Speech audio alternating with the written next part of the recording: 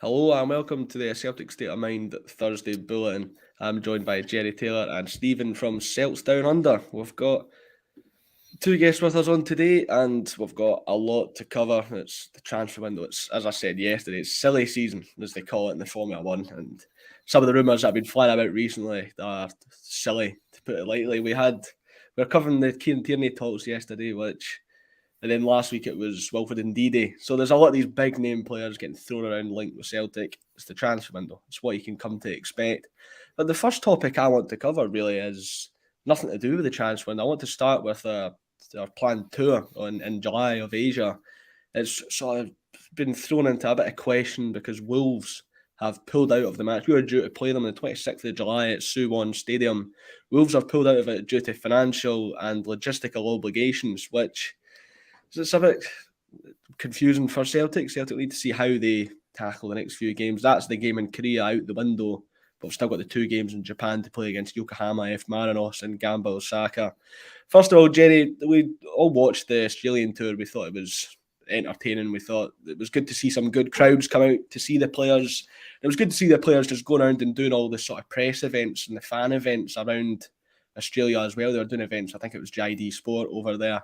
So are you looking forward to seeing what the players got up to in Japan, seeing some of the games, what the crowds are like, what the stadiums are like?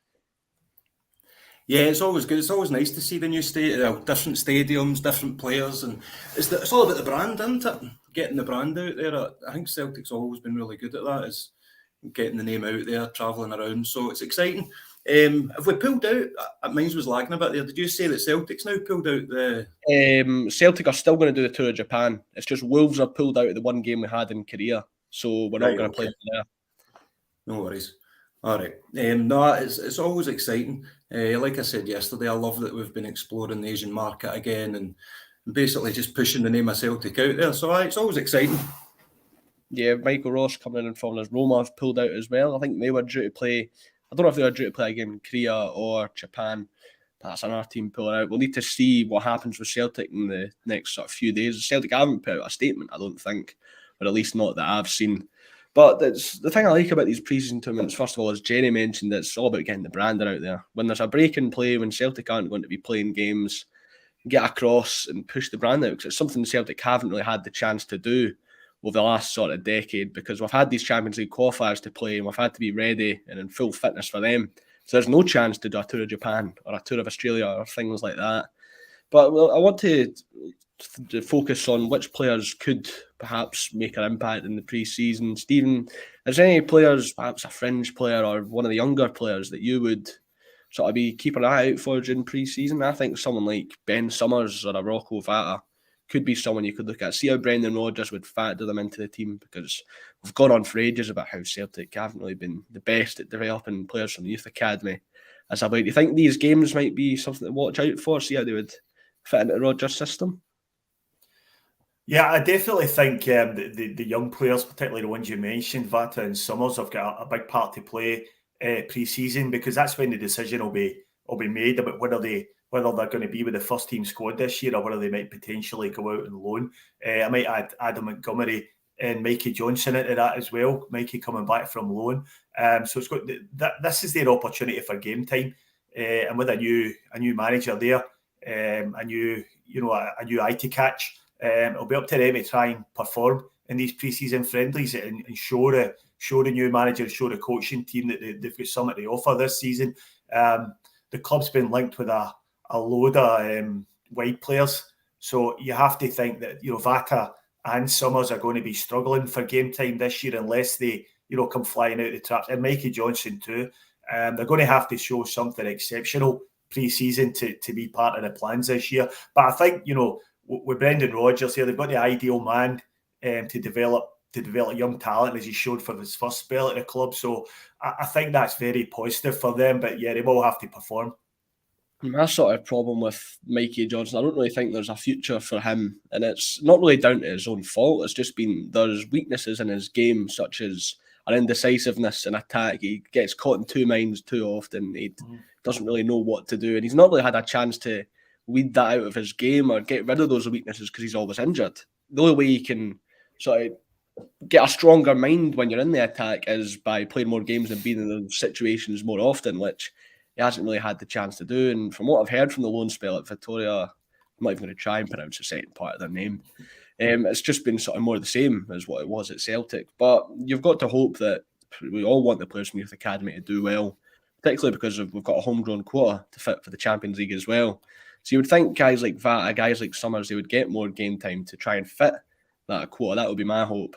But it'll be really interesting to see how the early stages of Brendan Rodgers' time at Celtic go, Jerry. Is there anything in particular you'll be looking out for from Brendan's team in the early stages, perhaps? Which players he trusts, which players he doesn't, or maybe even how he changes the tactics? Yeah. I'm always like trying to, every time I get used to one of our managers' tactics, they end up leaving, and then you've got to go back to square one again, try and work it all out. But I think Moyes the one that stands out for me, that don't think he's going to last. There's also the talk about him possibly retiring due to some kind of injury. I'm not too sure how true that is. But he's on record, Rodgers, saying that he wants an athletic midfield type midfield, and I don't think Moy kind of fits that. On the Mikey Johnson thing, I think you're right. It's sink or swim time when he comes back, and I just don't think it's going to be for him. I think he's going to move on. I'd like to see Vata and Summers going out on loan. I think that's a lot better than getting just the odd appearance from the bench every now and again. I think they've got huge potential. We all know that. So it'd be good to see them maybe go to another Scottish team or maybe a championship team, see how they got on. Yeah, I think when I look back at the Australia tour, one thing I was quite surprised about was that we didn't really rotate the team too much. A lot of the team was just sort of full strength. You had your Hitates, your Kyogos, a lot of the star players were playing. I think Boston Liel might have got 15 minutes in one of the games, but that's all that really springs to my mind. Stephen, what did you make of the Australia tour? Did you get a chance to get along to some of the games? Did you think it was very well organised? Yeah, well, I was. I'm based here in Sydney, so I was at everything. I went to both the games. I went to all the fan events and anything really that was on. In general terms, I think what you mentioned earlier, there was a lot of good promotional work done by JD Sports and Adidas. They were sort of the focus of all the good things that happened, the fan events away from the ground. In terms of the tour itself, probably not that well organised. I don't think it was well marketed. Or not marketed well enough. They sort of missed out on getting the sort of local football fans engaged. I don't think they leveraged the Ange angle enough. They did a little bit, but not quite enough. And I think they got the stadium choice all wrong. They played the first game against Sydney FC in a brand new stadium called Allianz Stadium, which holds 50,000, and it's a cracking wee stadium. But they held the second game against Everton in the Olympic Stadium, which held 80,000. And it was we were never going to fill that stadium. So if they had played both the games in the first stadium and the Allianz Stadium, it'd have been much better and the atmosphere would have been great. Having said all that, Celtic have been here 3 times since I've moved to Australia. And this was by far the best out of the 3 of them. The other twice they came here, there was really nothing away from the games, or very little. But this time, yeah, you had some real fan engagement, some real fan events going on in the background. But as I say, I reckon it was more down to JD Sports and Adidas than the tour promoters. Well, me and Jerry have touched on sort of the first 10 minutes here, how important it is for Celtic to sort of improve the brand or to get more eyes on the brand. Do you think, Stephen, the Australia tour worked in that sense? Do you think it brought new eyes to Celtic, brought some new fans, especially with Celtic playing a Premier League club like Everton over in Australia? Has to naturally bring some new eyes to Celtic. Yeah, look, I think Celtic's exposure here has never been higher because of Ange. And we've certainly been in the news a lot over the past couple of years. It remains to be seen whether that dies away a little bit now. I hope not. In terms of Everton was the wrong choice to play. And it was a bit of a PR disaster after the nightmare of involving Rangers in the whole thing. I don't know whose idea that was, but they clearly never asked anyone in Scotland whether it was a good idea. It was never going to work. And I'm so glad it didn't happen, because it would have been an absolute nightmare. But Everton's generally not one of the better supported EPL teams here. It would have been better if they could get would have brought a lot of Everton fans over. Yeah, you would think so, but not really. Liverpool are by far the biggest supported team here. Man United, Chelsea, Man City probably close after that.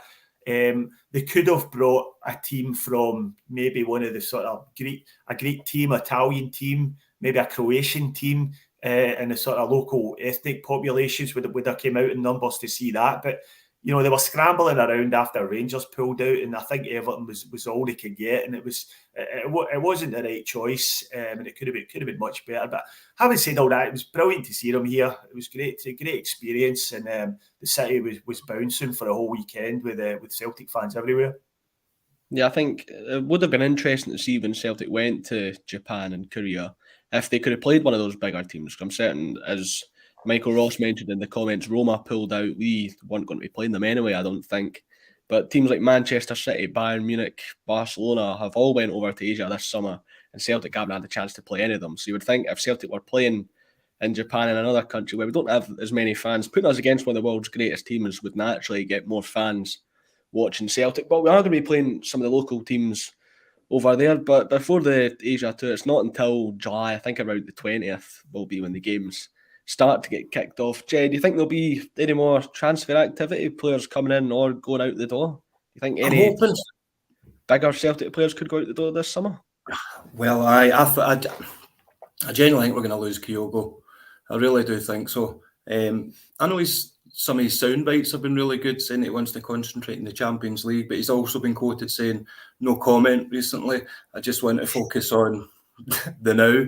So I think there's a lot of people saying that Ange wouldn't be in the market for some Celtic players, saying that they're not as good as what he'd be going for. And I totally disagree with that. I think Kyogo and Hatate especially could fit into Ange's team down there. And I'm worried that Kyogo's going to go. I was always, ever since he signed, I was like, I'm going to enjoy him while he's here, because you could tell early doors that he was going to get a bigger move. I think he deserves it. I think he's going to be one of the first out the door. Ange is working quite fast in the transfer market, so if it is going to happen, I think it will happen pretty soon.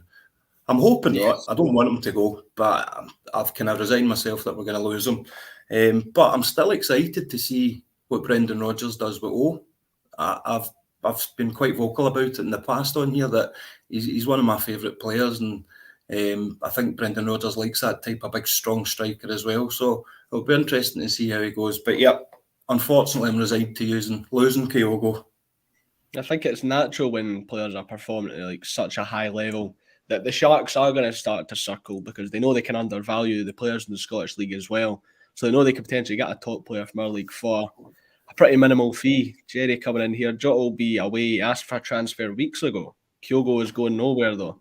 I've not heard anything on the Jota talks. I'll keep an eye out on that one though, most definitely. Stephen, do you think this summer, if you were in control of the transfers, would it just be a case of getting rid of the dead wood? Because there's so many at the club. There's so many players that have been out on loan, the likes of your Soros, who Jerry thought was on a 10-year contract yesterday. You've got a Jetty who's still at the club as well. I think it's just a case of trying to ship them off, get them off the wage bill. And I think when I look at this summer, I think it's going to be a case of being a reactive transfer window, because there's so many of our bigger players getting linked to other clubs. I think it's just going to be a case of replacing them this summer. Yeah, I mean, ideally, you would get rid of all the deadwood. In reality, it's not quite that simple. You've got guys like a Jetty on big money, and you have to find someone else that's going to pay him that money, or he's just going to sit tight and see his contract out. So unfortunately, we could be left with them and try to get them out in another season's loan. And once the contracts come to an end, we just let them go, or take a financial hit like we did with Barkas, and just pay them out early to get them out the place. In reality, though, I think, as Jerry says, we will come under pressure to sell some of our bigger name players, and that's just life for Celtic. That's the model. We bring players in, and we get them on decent long-term contracts, and we sell them at the peak of their value. And we've seen during the 10-in-a-row season that if we deviate from that model, then it all falls apart really quickly. So we have to be prepared to see these guys leaving if the money's right. And in terms of the comment there about Jota, Jota's probably a prime example of a guy at the peak of his value. I think you could easily pull close to, if not more, around about 20 million for Jota if you sell him to an EPL team, and he is capable of playing down there. Kyogo, I agree, he could be off. It's probably now or never for him if he's going to get a move to a top 6 league, given that he's 28, 29. So, he's going to start declining shortly after this. So this might be his time for a move. But again, it will depend on whether the deal's is suitable for us and for him, because again, he's on a long-term contract. The same goes for Cameron Carter-Vickers and Hatate as well. If the deal's right, they'll definitely go, and we need to be agile enough to be able to replace them. Yeah, I think Brendan Rodgers played a part in getting that 25 million fee for Kieran Tierney. He knows how to bargain with a lot of these bigger teams. I think he got 20 million for Moussa Dembele as well, which I think was a record transfer out of Scotland at the time. I'm not too sure. Someone can correct me on that if I am wrong, but it seems quite simple to say it. But Celtic's transfer policy or recruitment policy has come so far over the last sort of 2 or 3 years. It seems easy to say. It's the way you should occupy yourself in the transfer market at Celtic. You've got to buy players and sell them for more money. It seems like a pretty easy philosophy to implement, Jerry, but Celtic struggled with it for so many years. There were so many players we would buy for around maybe £4 or £5 million, then make nothing for them. But how good is it to see that it seems that we're finally past that? Any player we buy, you're confident that we're going to be able to sell them on for maybe double or triple what we paid for them in the first place. Yeah, I think they've taken the risk now. I think, for me, the first time I kind of sat up and went, they're going to take this seriously a few years back when they paid the money for Edward. I didn't think they were going to. And to me, that was a kind of statement of intent, and it worked out well for us, and hopefully that's kind of been the catalyst to keep working that way. I'm excited to see the kitty that Brendan Rodgers gets and the calibre of player that he's going to get in. I hope I'm not getting too ahead of myself, but I think there'll be 1 or 2 maybe kind of top drawer signings that come in. I'm looking forward to that. About the players going out again as well, how many Scottish players is it we need again in the squad in total? I'm not too sure. I think it might be... I'll hope someone in the comments can speak up if Stephen doesn't know the answer. I should have done my research on that before I started talking about it, but that's why I'm thinking like the likes of Ralston and Taylor. I think they might be safe for that reason. Be good backup players. Maybe Taylor safer than Ralston. You might want to move to get more regular playing time, but I'm looking forward to seeing some of the big signings coming in. I hope I've not jinxed it now. Yeah, we briefly touched on, Stephen, the potential of a Spurs raid on Celtic. It's not really surprising that these reports are coming out, considering Ange did take some players from Yokohama to Celtic with him, and it's natural to link a manager if he moves club to players from his old club. I've seen that with Brendan Rodgers coming to Celtic. We've had 2 Leicester players linked already, with probably many more to be linked. It's Kyogo, Hatate, Jota and Cameron Carter-Vickers have all been linked. Seemingly 4 of our best players have decided to link with Tottenham Hotspur. Do you think there's a realistic possibility, Stephen, that some of our players could move on to Spurs? As much as we like to hype up our players and think they're amazing, we've seen at the Champions League, we got found out, we got hammered off of Real Madrid. Do you think Jerry thinks Kyogo, Hatate could be that sort of top 6 Premier League level? What do you think? Who out of our players do you think would be the most likely to make that jump and succeed? I think Cameron Carter-Vickers would be the standout choice for me. I know he got turned away by Spurs in the first place, but he's come on leaps and bounds. He's a phenomenal player, really. Yeah, look, I think any of the players you mentioned are capable of playing in the top half of the EPL. But in terms of Spurs, I don't think so. I think Ange's, as much as anything else, he's got a PR job in his hands down there. The Spurs fans, although they're probably getting on board a bit more with him now, he wasn't universally accepted, as he wasn't really by us either, if we're being honest. And if he starts bringing in players from Celtic as his sort of main signings for his first team, I think he's going to run into a few problems early on, particularly if results don't go his way in the first few weeks of the season. So for that reason, I don't think he'll be looking too closely at Celtic players. And if he is, he might take one of them but I can't really see it. Cameron Carter-Vickers, of course, has been at Tottenham already, and they released him. He didn't have a very happy time down there, and I can't see him go back. What holds Cameron Carter-Vickers back slightly is his height. He's pretty small for a centre-half, and a lot of the big EPL teams will just profile their central defenders as 6'3 plus, and they'll just put a line through anybody smaller than that. So unless Ange really pushes for him, I think they'll be looking at different markets from us over the summer. Could be wrong, and I definitely think certainly all the players mentioned could do a job for Spurs, but I can't see it happening. Yeah, you mentioned Spurs. They seem to have their targets sort of set out already. They're getting a big centre back from Leverkusen. They've already got a goalie and a centre midfielder signed. So I think we might be in the clear. I don't want to jinx us. I don't want to speak too soon, but fingers crossed we are in the clear. Jerry, you mentioned some of the comments from Kyogo earlier on the show. He's been doing the rounds in Japanese TV whilst he's been home for the summer. Some of the latest comments from him, we spoke about his comments post-match after Japan's game against Peru last week. That caused a bit of paranoia. I don't know if that was just myself. But on Japanese TV most recently, you mentioned he said, "No comment. The future will bring what the future brings. I'm only thinking about doing the best for my club I belong to now." So it's sort of one statement there would get you a bit worried. And then the other statement reassures you. He's not really helping out on mental state at the moment, is he? That's fit, isn't it? That's what it's like. I think with Kyogo, though, I'm focusing here too much on Tottenham. There's going to be plenty more teams that want him and plenty more managers that want him than just Ange. What I will say about Kyogo, does that boy never take a day off? If he's meant to be on holiday every time I see something, he's training. He's constantly training. But like you say, it's like 1 minute you're confident, the next you're not. But I think the no comment one was just like, I don't want to talk about it. I'm just going to focus on my club. I'm hoping. I think he might want to crack at the Champions League. See, here I'm changing my mind again. Maybe I will stay. When you ask a player that, you're never going to get a concrete answer anyway, because the player usually isn't the one negotiating the transfer. It's always the agent behind the scenes that really knows the ins and outs of what's going on. I remember seeing a Jeremy Frimpong interview from last week where he said he didn't really know much about the Celtic move until his agent basically said to him, "We're going to Glasgow, come on, this move's sorted." His teammates knew about the move before he did. So a lot of it is just the agents behind the scenes. So that would perhaps explain the no comment from Kyogo.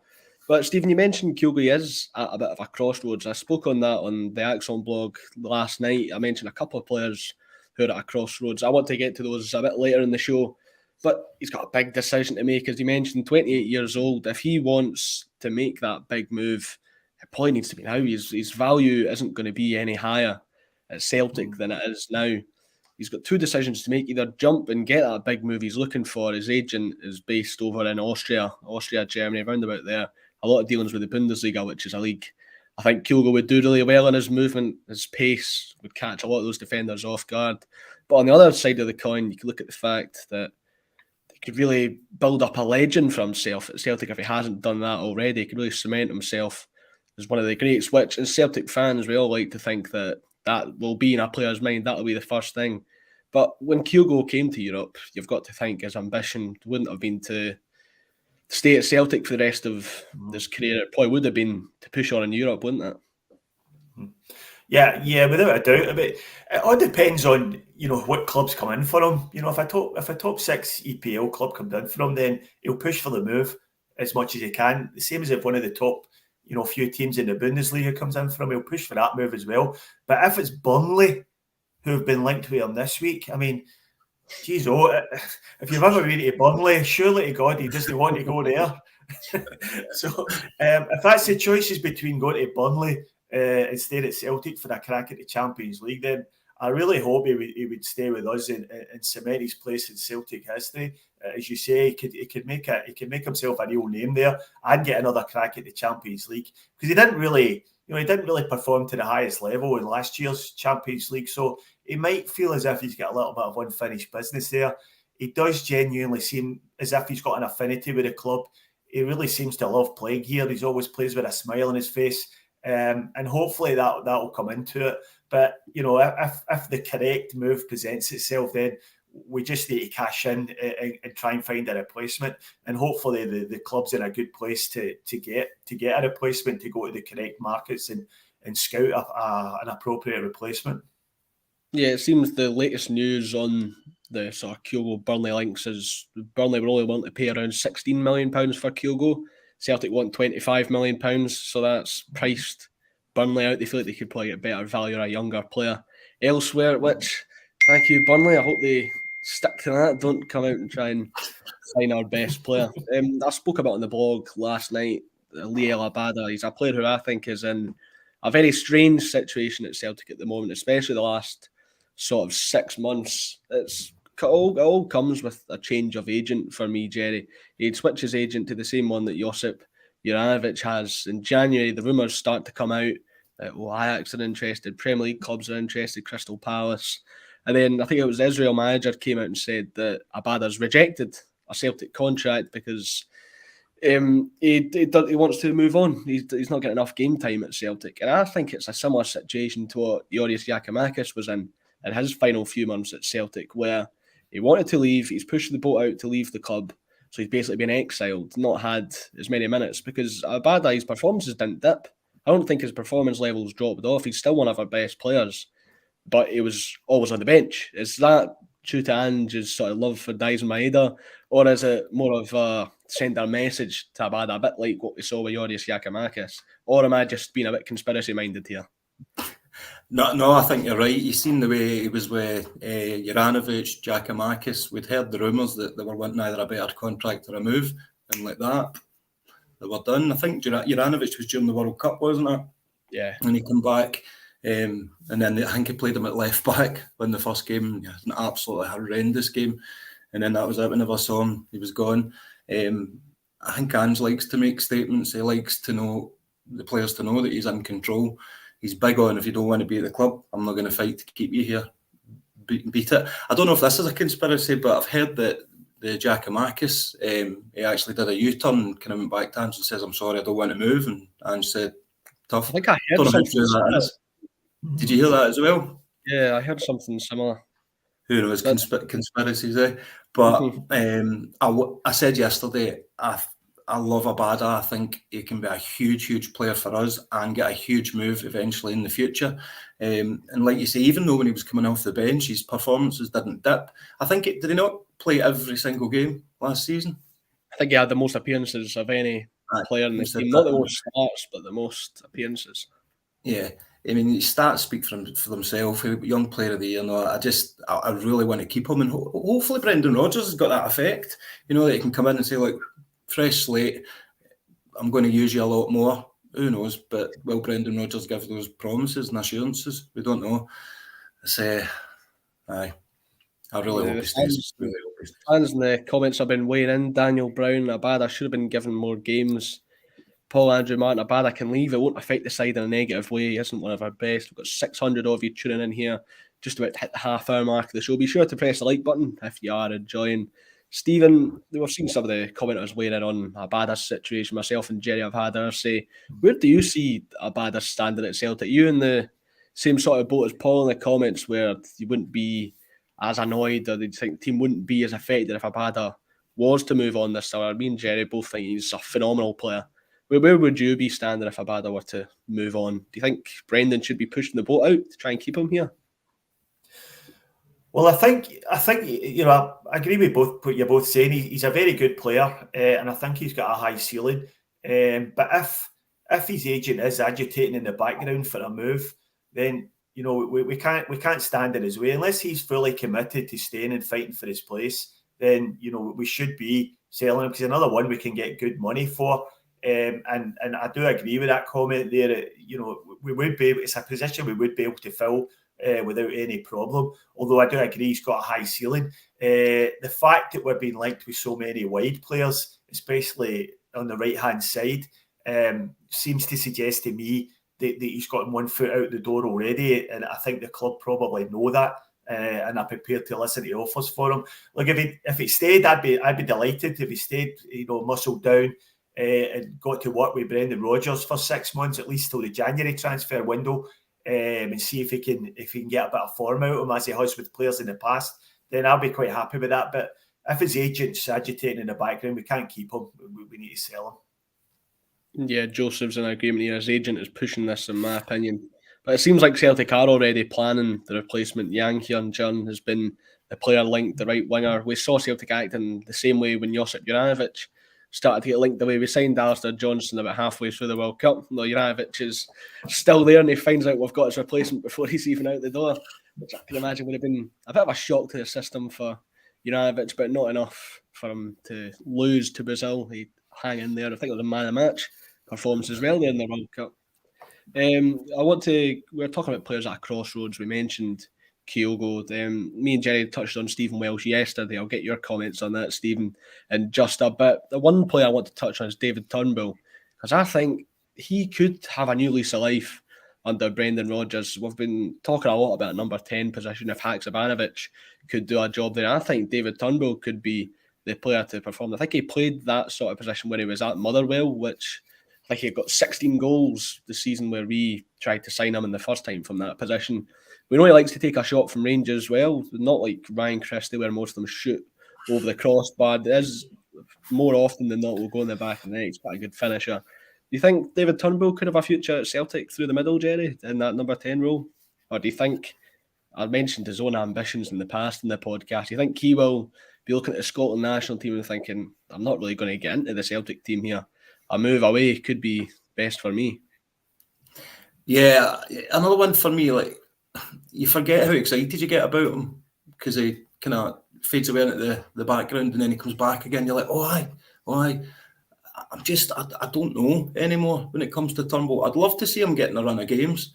Is he good enough to compete at Champions League level? Who knows? Like you say, he's goal scoring great. He is a scorer of great goals. The jury's still out for me. I'd like to see him a couple of games in pre-season again, but I'd like it to work out for him. I'd really like it to work out, but jury's still out for me on Turnbull. Yeah, Daniel Brown said he'll keep Turnbull, he'll push for the first team. Stephen, and a lot of people said about Turnbull that Ange's style of football, the fast-paced style of play would pass David Turnbull by, but I thought in the first sort of 6 months of Ange's time at the club, I thought Turnbull was one of the better players. It was only when that injury hits him in the League Cup final, and then about a couple of weeks later, whilst Turnbull's out injured, Hatate and O'Reilly come into the team.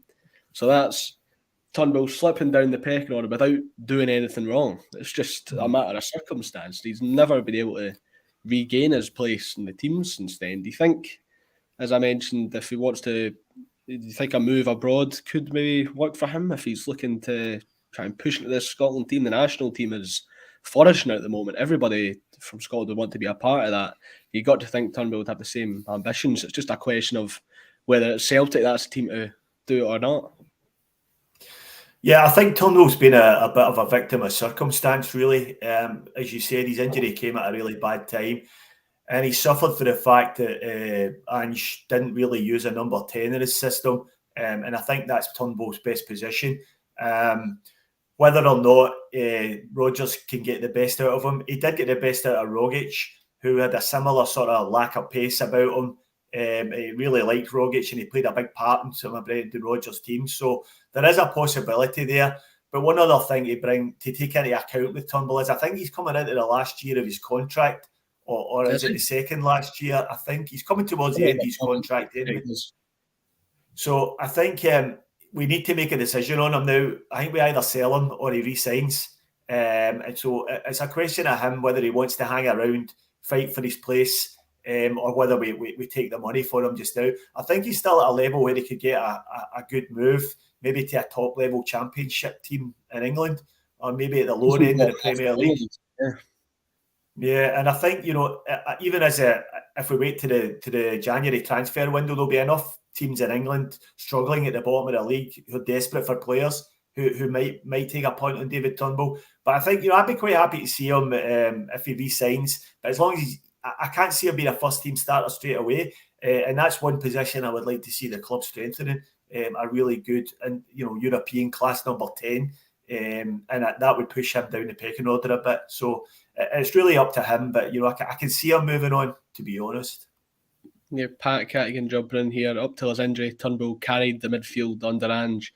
You'd think if he had a bit of hunger about his career, Turnbull, you'd probably think a move away would be the best option, because they're sometimes good to have around the team, but if you have a player there who's just content with being on the bench and collecting a paycheck, they don't have the hunger, the desire, the determination that you need to be a Celtic player these days. You see Scott Bainey sort of hangs around the club, might be good for the dressing room, but he's not going to be making an impact in the team. It can split opinion that whether those sort of guys are good to have around the squad or not.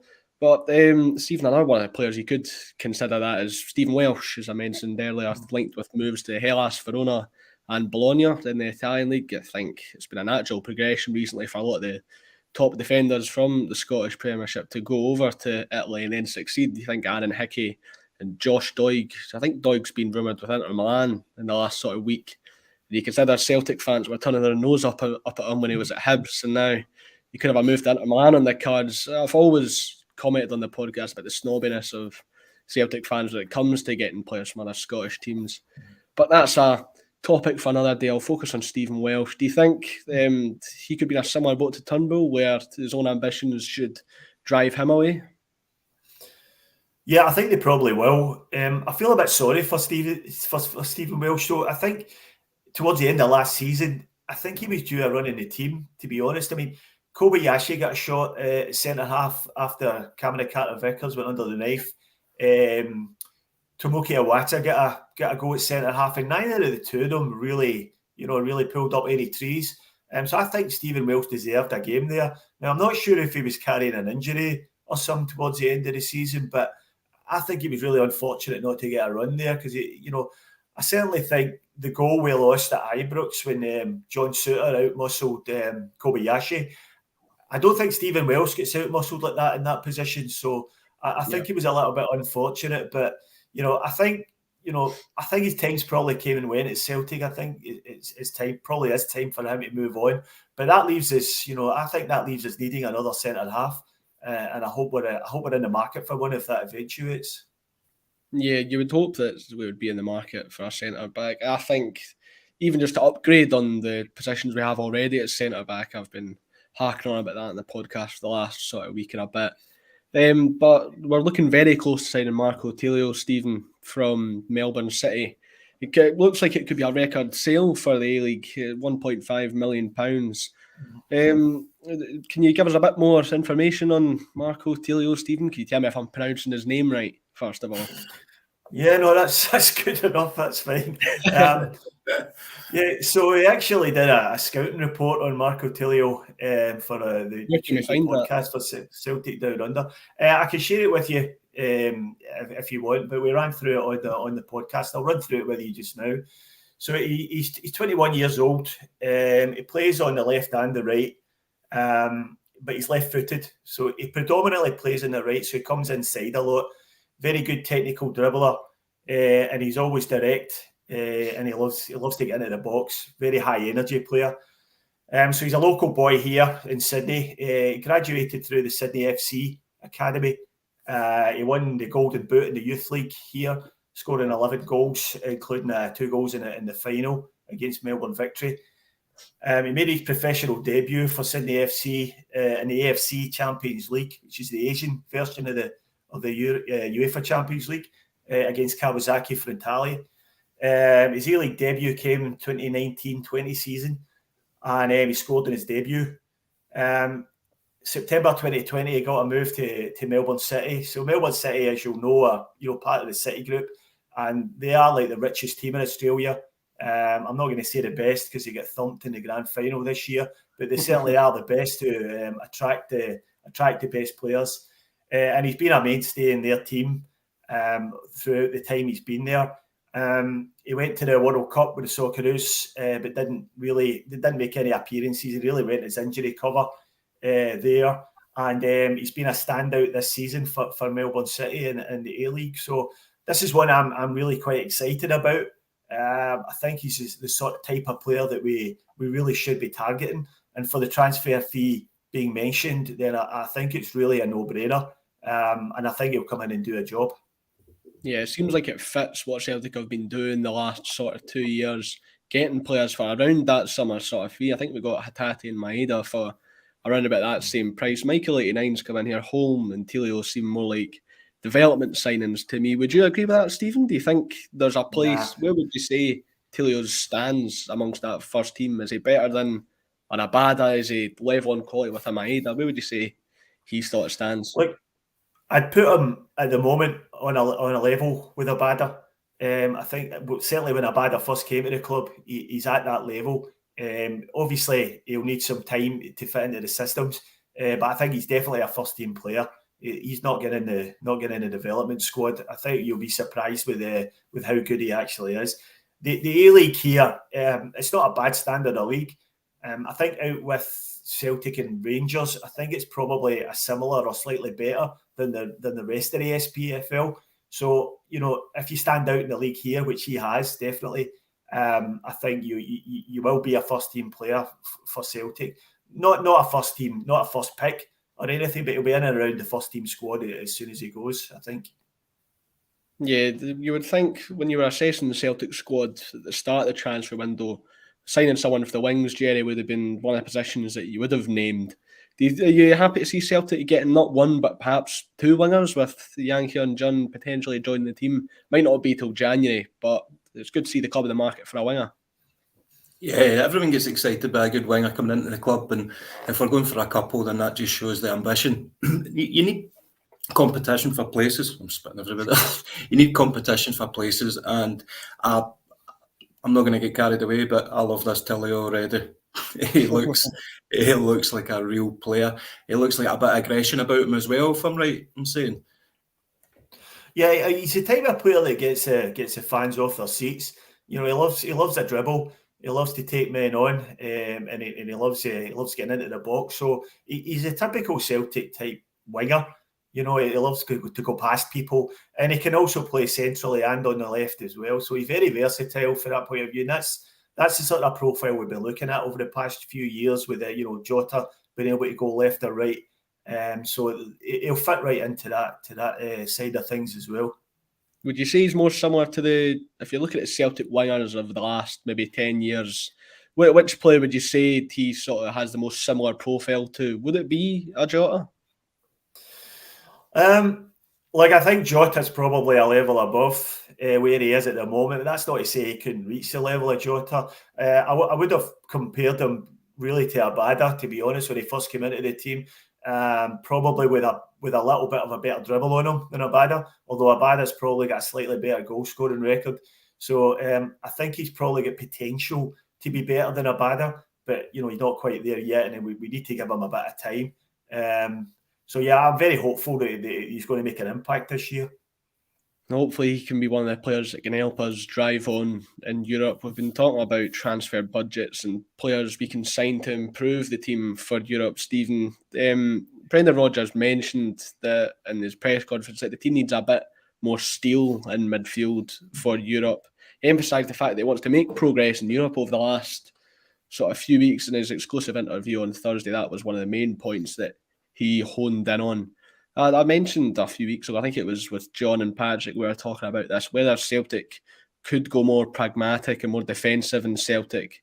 Do you think that would be better than going a bit more attack and a bit more forward thinking? Do you think our Celtic team should go into these games always with the intention to attack? I think the smart way to tackle the Champions League would to be a bit more defensive.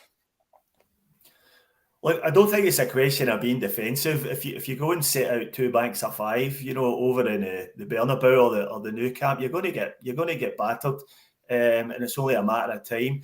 When we talk about being more pragmatic, I think we need to carry on with our pressing and with the high press, but we just need to get better players in to do it slightly better. We were okay in Europe last year, but we just ran out of talent at certain points, I think. And I think if Brendan Rodgers gets a little bit more out of the players that are there and brings in some other players at a slightly higher level, yeah, I think we'll do all right in Europe. But I don't think it's about being defensive. I don't think any Celtic team will ever set out to be defensive. Although, sometimes that just happens as a consequence of the game. Like when Barcelona came to town in 2012 and Fraser Forster just saved everything that was thrown at him. But sometimes that just happens with the better teams. But I wouldn't like to see a Celtic team setting their stall out like that. I think we've always got to try and be on the front foot as much as we can.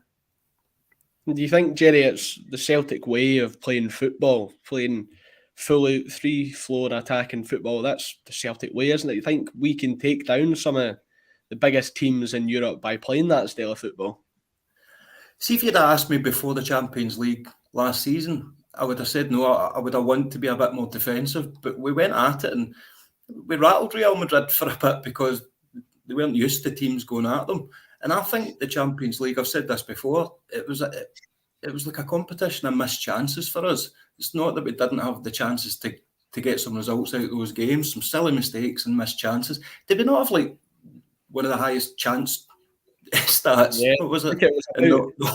About 5 games in, I think we were 8th for expected goals out of all the teams in the Champions League. Yeah, we'd scored the least of any team in the Champions League.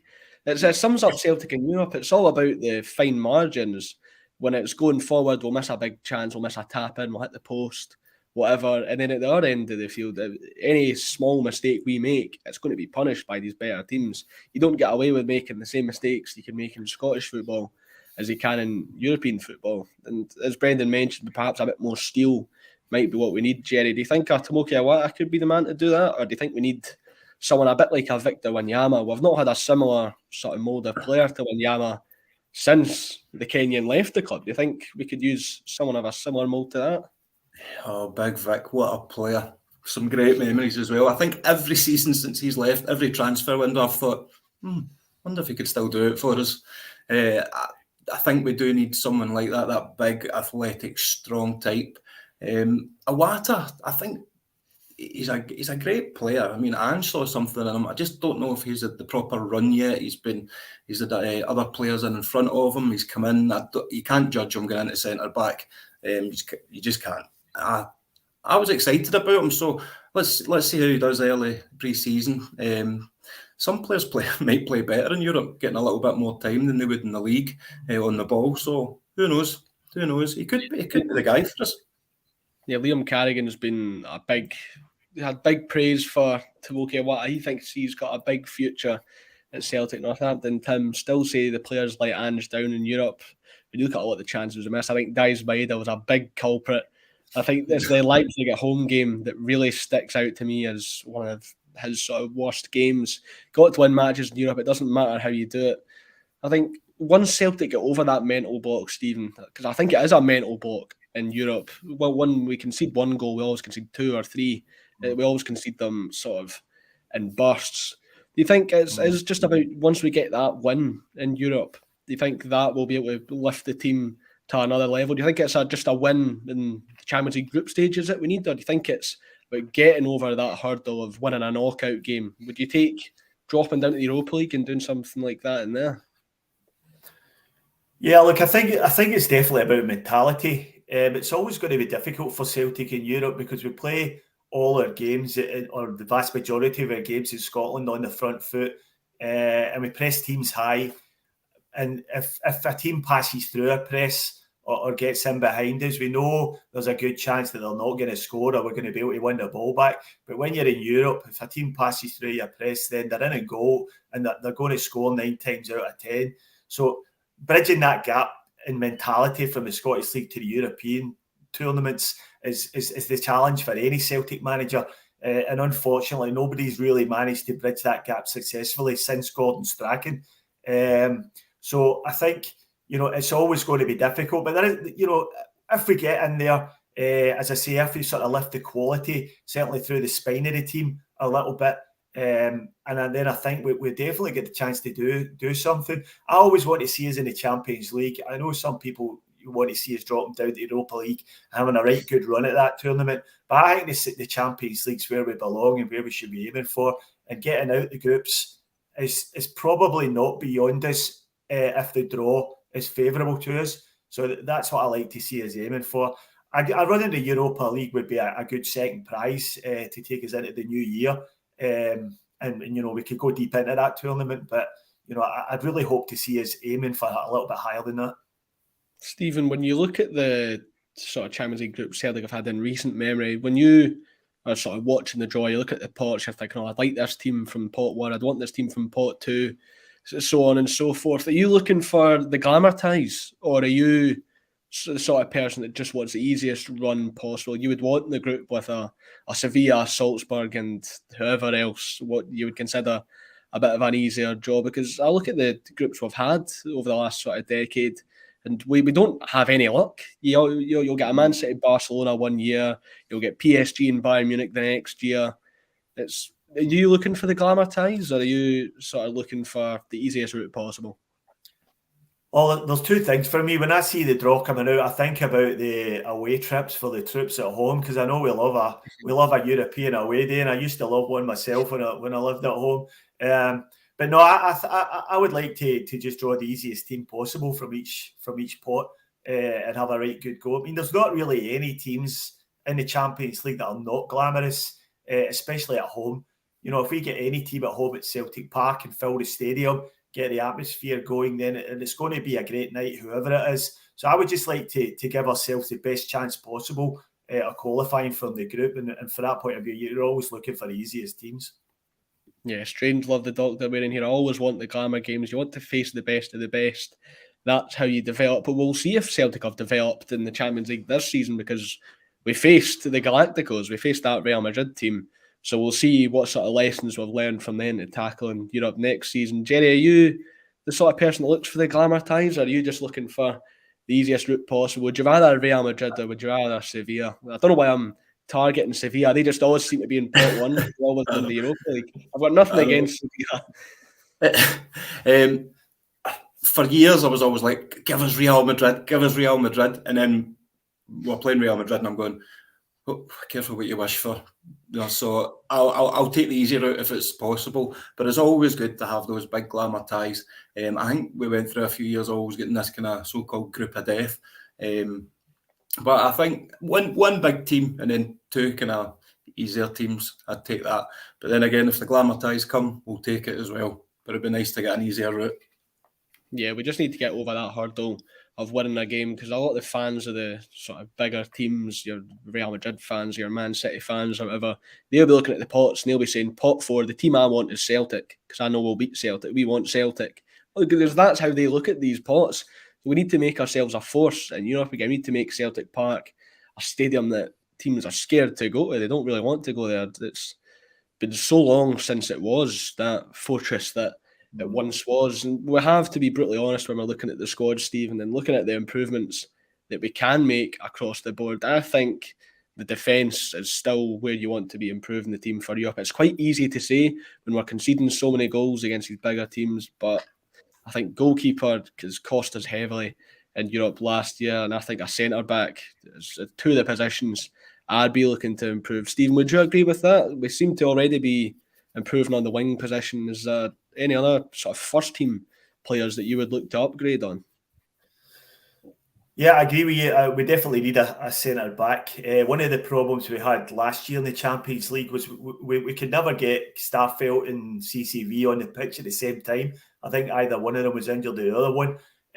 So for the starters, it'd be great to see those two get a couple of games together in the group stages. But being that not being the case, then we need someone else to come in. I thought, Maurice Jens was going to be that player.